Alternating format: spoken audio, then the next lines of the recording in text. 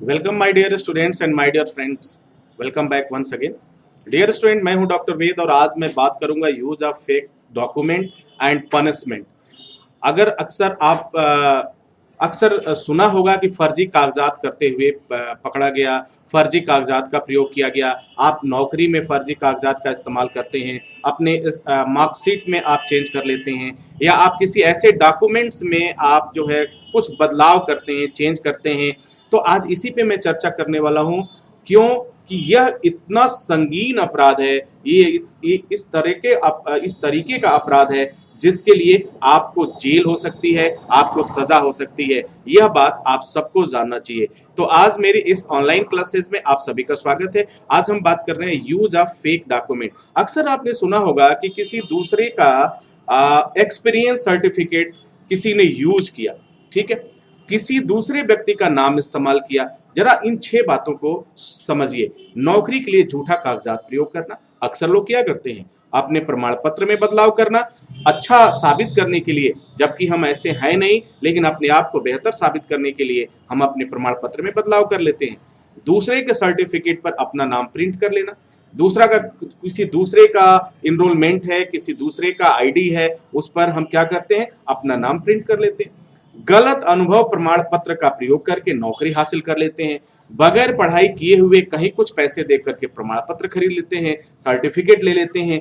गलत कार्य करने के लिए लोगों पे दबाव देते हैं या किसी व्यक्ति से दबाव बनाते हैं ये काम करने के लिए। तो इन पूरे प्रकरण में 3 लोग इन्वॉल्व होते हैं। ये जो काम करता है, दूसरा जिससे वह कराता है, और तीसरा जो है वह जो इसके लिए प्रेरित करता है। ये 3 ऐसे लोग हैं जो इसके लिए अपराधी होते हैं और इनके अगेंस्ट जो है क्रिमिनल एक्टिविटीज होती है। अब क्या क्या हो सकता है, जरा इसके बारे में सोचें।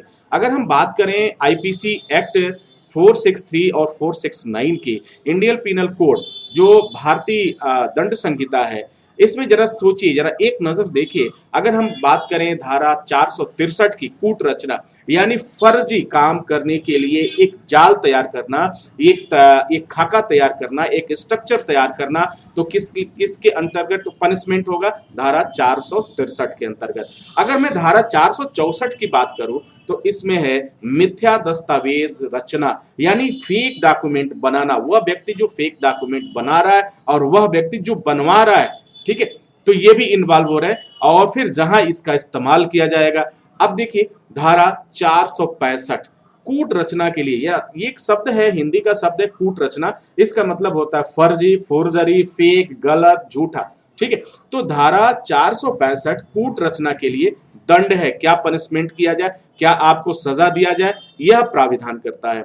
अगर मैं धारा 466 की बात करूं तो न्यायालय यानी जो जुडिशियल है, वहां का जो डॉक्यूमेंट है या लोक रजिस्टर है, लोक रजिस्टर इट मींस जो enforcement authority, local enforcement authority है या जिले के अंदर है, उन रजिस्टरों में भी कुछ बदलाव किया गया, फेरबदल किया गया, उसके लिए इस धारा का प्रावधान किया गया।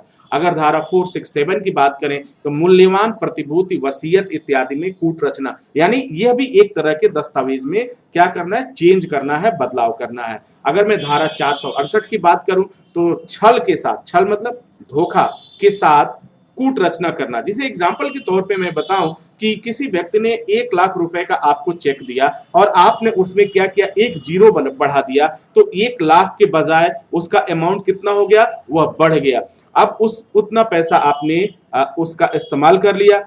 अब देखो यहां क्या होगा कि उस व्यक्ति ने, यानी सपोज करो उस व्यक्ति ने 1 लाख रुपए के लिए चेक दिया था, लेकिन उस 1 लाख रुपए के चेक को आपने 10 लाख रुपए का चेक में कन्वर्ट कर दिया। तो यह धारा 468 के अंदर ये आपका फोर्जरी एक्टिविटीज होगी। अब मैं फाइनली जो बात मैं कर रहा हूं वो 469 की, जो ख्याति, यानी जो भी आपकी पब्लिसिटी है, जो भी आपका मान सम्मान है, अपहानि, यानी उसमें अगर कोई व्यक्ति नुकसान पहुंचाता है या उसको नुकसान पहुंचाने के दृष्टिकोण से वह कुछ गलत खाका बुनता है, गलत स्ट्रक्चर तैयार करता है, तो वह पनिशेबल होगा इस धारा के अंतर्गत। अब मैं धारा 463 से लेकर के और 469 तक मैंने बात किया। यहाँ पे आप देख रहे हैं सभी जो है इंडियन पिनल कोड के अंतर्गत के धारा है।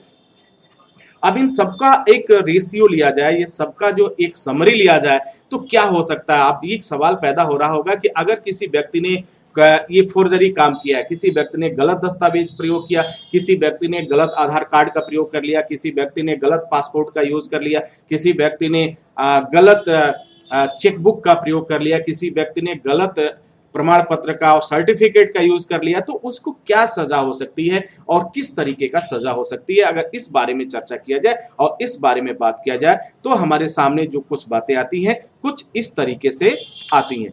वो क्या होगा? आईपीसी एक्ट 463 और 469 की जो पनिशमेंट की है, जो इसकी समराइज देखा जाए, तो इसमें जो प्राविधान हैं, जो उसके नेचर हैं क्रिमिनल एक्टिविटीज के, देखा जाए तो पहला होता है कि इसमें कम से कम आपको 7 साल की सजा हो सकती है। कितने साल के? याद रखिएगा, 7 वर्ष, जी हाँ, कम नहीं होते हैं, 7 वर्ष की सजा हो सकती है।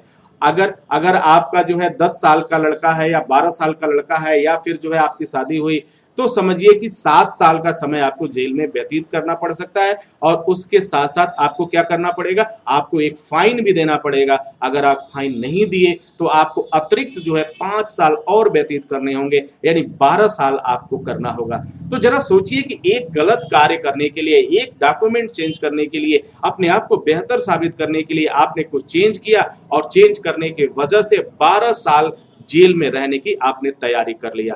तो dear students and my dear friends, आपसे मैं गुजारिश करूंगा कि हर गलत कार्य करने से आप बचिए, गलत तरीकों का इस्तेमाल मत करिए, क्योंकि यह हमेशा पेनफुल होगा, यह हमेशा तकलीफ देगा और आपके लिए अच्छा नहीं होगा।